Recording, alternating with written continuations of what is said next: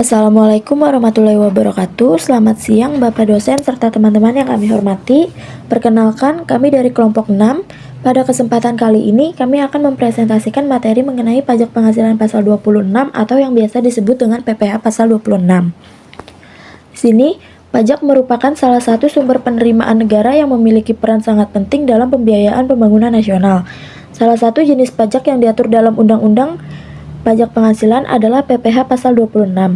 Pajak ini berkaitan dengan penghasilan yang diterima oleh pihak luar negeri dari Indonesia. Nah, PPh pasal 26 ini adalah pajak yang dikenakan atas penghasilan yang berasal dari Indonesia dan diterima oleh wajib pajak luar negeri, baik orang pribadi maupun badan yang tidak menjalankan usaha melalui bentuk usaha tetap atau BUT di Indonesia.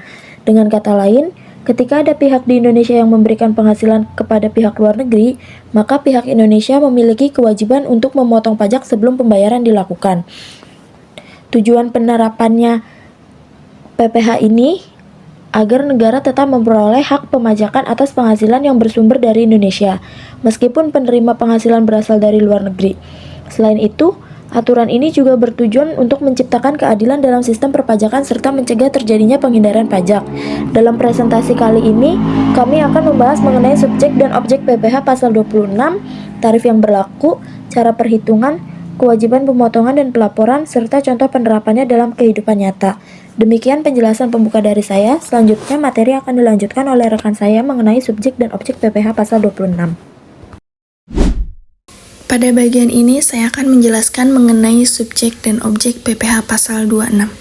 Subjek PPh pasal 26 adalah wajib pajak luar negeri, baik orang pribadi maupun badan yang memperoleh penghasilan dari Indonesia dan tidak menjalankan usahanya melalui bentuk usaha tetap atau BUT di Indonesia. Contohnya adalah seorang konsultan dari luar negeri yang memberikan jasa kepada perusahaan Indonesia, perusahaan asing yang menerima royalti dari penggunaan hak cipta di Indonesia, atau investor asing yang memperoleh dividen dari perusahaan yang berada di Indonesia. Selanjutnya adalah objek PPh pasal 26. Penghasilan yang menjadi objek pajak antara lain dividen, bunga, royalti, hadiah dan penghargaan, sewa atas penggunaan harta, imbalan jasa tertentu, pensiun, premi swap, keuntungan karena pembebasan utang, serta penghasilan lain yang bersumber dari Indonesia sesuai ketentuan perpajakan. Namun demikian, apabila wajib pajak luar negeri memiliki bentuk usaha tetap atau BUT di Indonesia, maka penghasilannya tidak lagi dikenakan PPh pasal 26, melainkan mengikuti ketentuan PPh badan sebagaimana wajib pajak dalam negeri. Dari penjelasan tersebut, dapat dipahami bahwa yang menjadi fokus PPh pasal 26 adalah transaksi antara pihak di Indonesia dengan pihak luar negeri atas penghasilan yang bersumber dari Indonesia. Selanjutnya, saya persilakan rekan saya untuk menjelaskan mengenai tarif dan cara perhitungan PPh pasal 26. Terima kasih. Selanjutnya saya akan menjelaskan mengenai tarif PPh pasal 26 beserta contoh perhitungannya. Secara umum, tarif PPh pasal 26 adalah sebesar 20% dari jumlah bruto penghasilan yang dibayarkan kepada wajib pajak luar negeri. Jumlah bruto berarti seluruh nilai penghasilan sebelum dikurangi biaya apapun. Namun, tarif tersebut dapat menjadi lebih rendah apabila Indonesia memiliki perjanjian penghindaran pajak berganda atau P3B dengan negara domisili penerima penghasilan. P3B bertujuan untuk menghindari pengenaan pajak berganda atas penghasilan yang sama serta meningkatkan kerjasama ekonomi antar negara untuk memperoleh tarif yang lebih rendah. Wajib pajak luar negeri harus memenuhi persyaratan administrasi sesuai ketentuan yang berlaku. Sebagai contoh, PT Maju Jaya Indonesia membayar royalti sebesar 10 juta kepada perusahaan di luar negeri. Jika tidak menggunakan fasilitas P3B, maka PPh pasal 26 yang harus dipotong adalah 20% dikali 100 juta, sama dengan 20 juta. Dengan demikian, perusahaan luar negeri akan menerima pembayaran bersih sebesar 80 juta. sedangkan 20 juta disetorkan ke kas negara sebagai PPh pasal 26.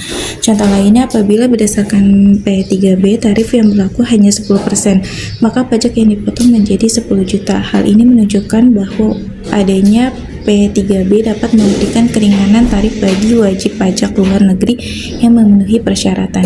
Itulah penjelasan mengenai tarif dan contoh perhitungan PPh pasal 26. Selanjutnya akan dijelaskan mengenai mekanisme pemotongan, penyetoran, dan pelaporan pajak tersebut. Terima kasih, pada bagian ini saya akan menjelaskan mengenai mekanisme pemotongan, penyetoran, dan pelaporan PPh pasal 26. Pihak yang berkewajiban pemotong PPh pasal 26 adalah pihak yang melakukan pembayaran kepada wajib pajak luar negeri. Pihak tersebut dapat berupa perusahaan, badan usaha, instansi pemerintah, maupun penyelenggara kegiatan lainnya yang berada di Indonesia. Prosesnya dimulai ketika pihak Indonesia melakukan pembayaran kepada pihak luar negeri. Sebelum pembayaran dilakukan, pajak dipotong terlebih dahulu sesuai tarif yang berlaku. Setelah itu, pajak yang telah dipotong wajib disetorkan ke kas negara dalam batas waktu yang telah ditentukan. Selanjutnya, pemotong pajak juga wajib melaporkan pemotongan tersebut mulai SPT masa PPh pasal 26. Sebagai contoh penerapan dalam kehidupan nyata, perusahaan Indonesia melakukan jasa konsultan dari Singapura. Atas pembayaran jasa tersebut, perusahaan Indonesia wajib menghitung besaran PPh pasal 26, memotong pajaknya, menyetorkan ke kas negara, kemudian melaporkannya sesuai ketentuan perpajakan. Contoh lain adalah pembayaran royalti atas penggunaan perangkat lunak, pembayaran bunga pinjaman kepada kreditur luar negeri, atau pembagian dividen kepada investor asing. Semua transaksi tersebut pada dasarnya dikenakan PPh pasal 26 apabila memenuhi syarat sesuai peraturan perpajakan. Dengan adanya mekanisme ini, pemerintah dapat memastikan bahwa penghasilan yang berasal dari Indonesia tetap dikenai pajak meskipun penerimanya berada di luar negeri. Selanjutnya itu ada kesimpulan dan penutup. Terima kasih. Sebagai penutup, kami akan menyampaikan beberapa kesimpulan dari materi yang telah dipaparkan. PPh pasal 26 itu merupakan pajak yang dikenakan atas penghasilan yang diterima oleh wajib pajak luar negeri yang berasal dari Indonesia dan tidak menjalankan usaha melalui bentuk usaha tetap di Indonesia. Nah, subjek pajaknya adalah orang pribadi maupun badan luar negeri, sedangkan objek pajaknya meliputi dividen, bunga, royalti, sewa, hadiah, dan imbalan jasa tertentu, serta berbagai jenis penghasilan lain yang bersumber dari Indonesia. Tarif umum PPh pasal 26 adalah sebesar 20% dari jumlah bruto. Namun, tarif tersebut dapat lebih rendah apabila terdapat perjanjian penghindaran pajak berganda atau P3B antara Indonesia dengan negara domisili penerima penghasilan. Nah, selain memahami tarifnya, kita juga perlu mengetahui bahwa pihak yang melakukan pembayaran memiliki kewajiban untuk memotong, menyetorkan, dan melaporkan PPh pasal 26 sesuai ketentuan yang berlaku.